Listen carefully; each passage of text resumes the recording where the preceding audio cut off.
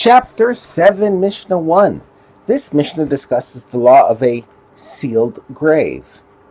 A sealed grave is a grave or any other man-made structure that contains a corpse that has no openings and has open space where the corpse or the piece of the corpse is that measures a tefach square by a tefach high.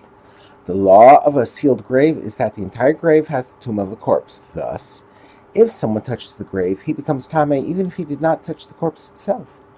Similarly, if he is in the same ohel as the grave, he becomes tameh even if he is not in the same ohel as the corpse.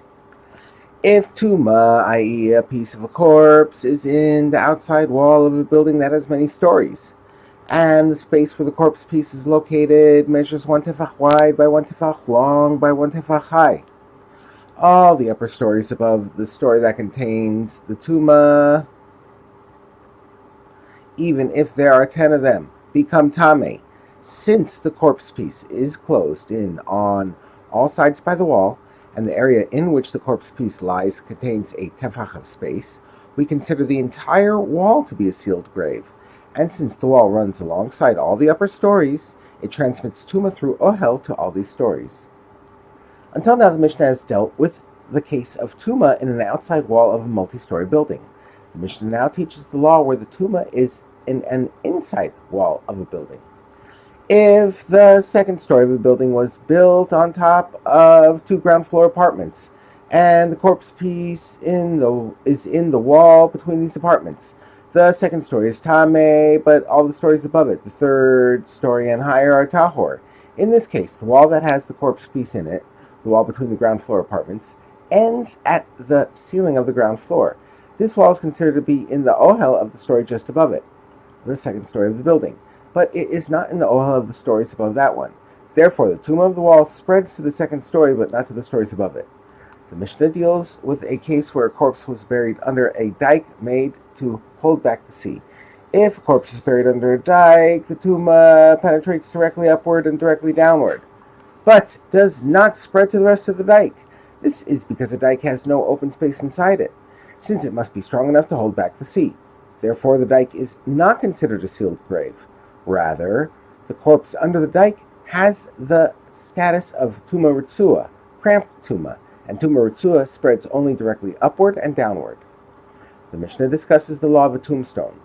Regarding a blocking tombstone, i.e. a tombstone that has no space between it and the corpse under it, the law is that if someone touches the sides of the tombstone, that is, he touches the part of the tombstone that is not directly above the corpse, he is tahor.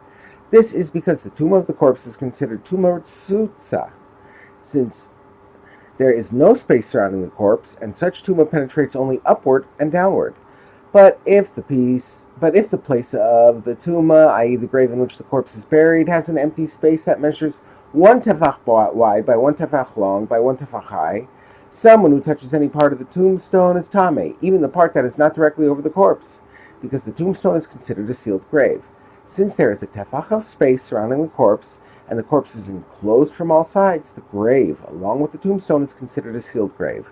Therefore, the entire tombstone is tameh, even the part not above the corpse. The Mishnah discusses a case where a hut was built next to a tombstone. If someone built a hut up against a blocking tombstone so that the tombstone itself serves as one of the walls of the hut is tameh. Although a blocking tombstone spreads tuma only directly upward or downward, since the tombstone is one of the walls of the hut, the corpse under the tombstone is considered to be inside the hut. Therefore, it spreads its tuma to anything in the hut. But Rabbi Yehuda rules that the hut is tahor because he does not consider the tombstone to be a wall of the hut. Therefore, the tuma spreads only upward and downward, but not into the hut.